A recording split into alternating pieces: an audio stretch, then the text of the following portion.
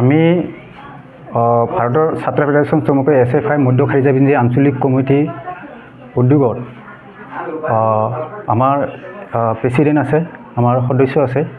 তো আমি আজিৰ সংবাদমেলখনৰ বিষয়বস্তু হৈছে আমি গৌৰৱ কৰা, আমাৰ সমস্তবাসীয়ে গৌৰৱ কৰা আমাৰ বিধায়ক তথা অধ্যক্ষ ৰঞ্জিত কুমাৰ দাস ডাঙৰীয়াই যোৱা 14 জুলাই আমাৰ খাৰিজা তথা বগৰীগুৰি পঞ্চায়ত কাৰ্যালয়ত তেখেতে এখন মত বিনিময় অনুষ্ঠানত আমাৰ যি পিছপৰা অঞ্চল খাৰিজা, এই অঞ্চলৰ ছাত্ৰ ছাত্ৰীৰ দুৰ্দশাৰ প্ৰতি তেখেতে সহমৰ্মিতা জনায়।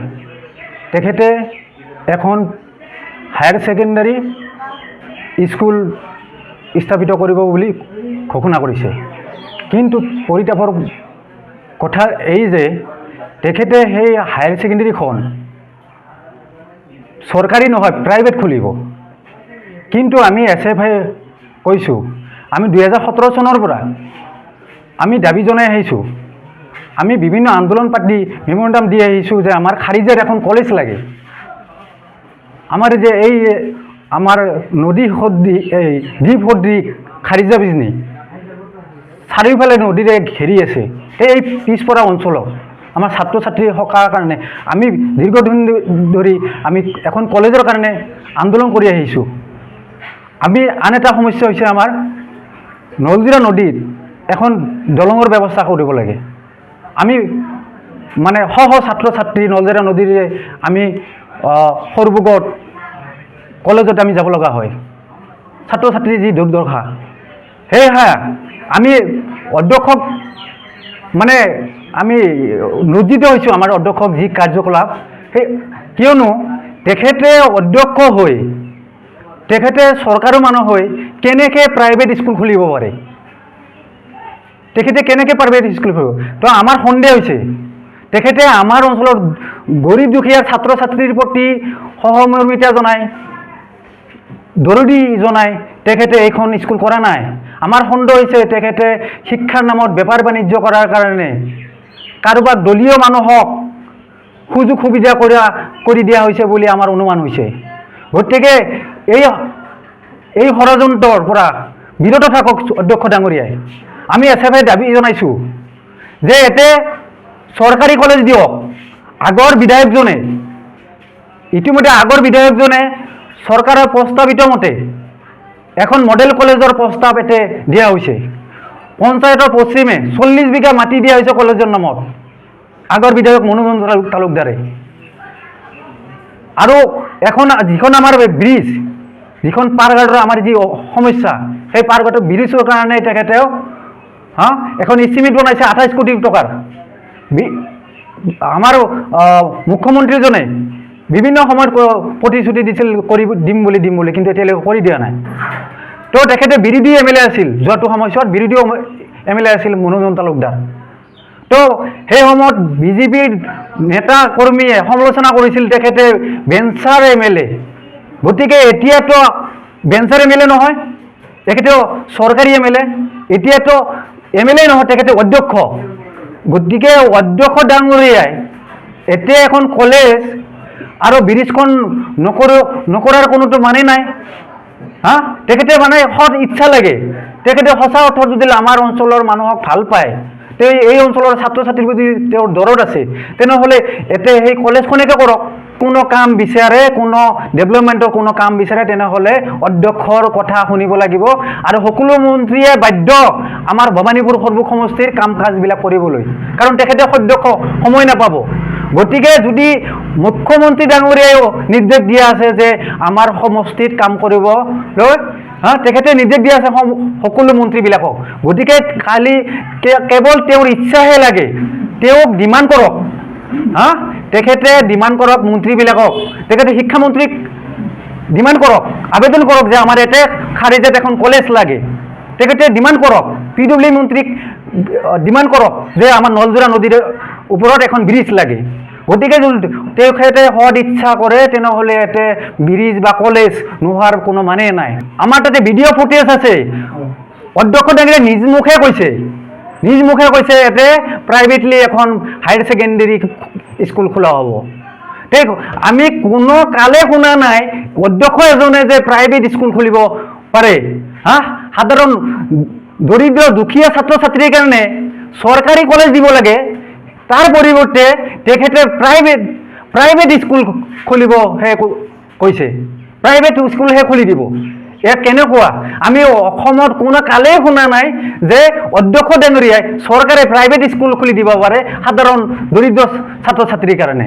এয়া দুৰ্ভাগ্যজনক। আমি নিন্দা জনাইছোঁ, ধিক্কাৰ জনাইছোঁ যে অধ্যক্ষ এজনে যে এই কৰ্মৰ লগত জড়িত থাকিব পাৰে, প্ৰাইভেট স্কুলৰ লগত তেখেতে সমৰ্থন দিব পাৰে। আমি ধিক্কাৰ জনাইছোঁ। যদি তেখেতে এই ডিমাণ্ড নকৰে, চৰকাৰক এই ডিমাণ্ড নকৰে যে এতে এখন কলেজ লাগে আৰু এখন ব্ৰিজ লাগে, তেখেতে যদি ডিমাণ্ড কৰিব, আমি আবেদন জনাম তেখেতে ডিমাণ্ড কৰক, তেখেতে ডিমাণ্ড কৰক। আমি ধন্যবাদ জনাম যে তেখেতে যদি ডিমাণ্ড কৰে, এই দাবী দুটা যদি ডিমাণ্ড কৰে আমি তেখেতক ধন্যবাদ জনাম। যদি তেখেতে দাবী কৰাৰ পিছতো যদি চৰকাৰে নেদে, মন্ত্ৰীবিলাকে নেদে, মুখ্যমন্ত্ৰী নেদে, তথাপি আমি মানি ল'ম। আমি অধ্যক্ষ ডাঙৰীয়াক ধন্যবাদ জনাম যে হয় অধ্যক্ষ ডাঙৰীয়াই দাবী জনাইছিল এতিয়া কলেজৰ কাৰণে, এতিয়া ব্ৰিজৰ কাৰণে, কিন্তু অধ্যক্ষক গুৰুত্ব দিয়া নাই, অধ্যক্ষৰ কথা শুনা নাই, তথাপি আমি মানি ল'ম। কিন্তু যদি অধ্যক্ষই এই দাবী দুটা চৰকাৰক দাবী নজনায় তেনেহ'লে কিন্তু আমি তীব্ৰ গণতান্ত্ৰিক আন্দোলন গঢ়ি তুলিব বাধ্য হ'ম। আমি SFI আমি নাজানো তেখেতে আমাৰ প্ৰতি কিয় শত্ৰুতা, তেখেতে আমাক কিয় শত্ৰু হিচাপে গ্ৰহণ কৰিছে আমি নাজানো। কিন্তু আমি SFI আমি লক্ষ্য কৰিছোঁ বিভিন্ন সময়ছোৱাত তেখেতে কেৱল SFI নহয়, যদি কোনোবাই কবিতা আবৃত্তি কৰিছে, কোনোবাই কবিতা লিখিছে চৰকাৰৰ বিৰুদ্ধে জনসাধাৰণৰ সপক্ষে, তেখেতেসকলে সেই কবিতা আবৃত্তিকাৰক, কবিতা লিখকক তেখেতে জেলত ভৰাই থৈছে। কিয় এইটো কৰিছে? আৰু তেখেতে কৈছে কোনো যদি ছবি আঁকে জুবিন গাৰ্গৰ ছবি আঁকে তেখেতক কিন্তু জেলত ভৰাই দিয়া হ'ব। তেখেতে আমাক SFI কিয় ভয় কৰে? কিয় SFI ভয় কৰে? তাৰ মানে আমি বুজি পোৱা নাই, তেখেতে কিয় SFI ভয় কৰিছে আমি বুজিব পৰা নাই। আজিৰ এই সংবাদমেলত আয়োজন কৰা সাংবাদিক বন্ধুসকললৈ ধন্যবাদ জনাইছোঁ।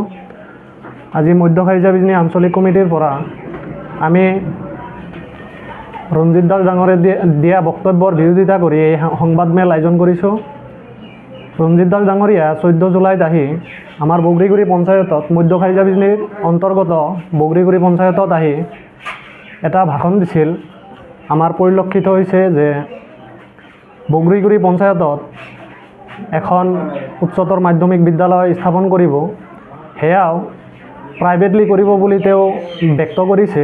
আমি তাৰ তীব্ৰ বিৰোধিতা কৰিছোঁ, কাৰণ এই মধ্য কাৰ্য বিজনী অঞ্চলটো ইয়াৰ দাঁতিকাষৰীয়া অঞ্চলবিলাক লৈ কমেও 15 পৰা 20টা অঞ্চল, ইয়াতে কমেও 4 পৰা 5,000 ষ্টুডেণ্ট আছে।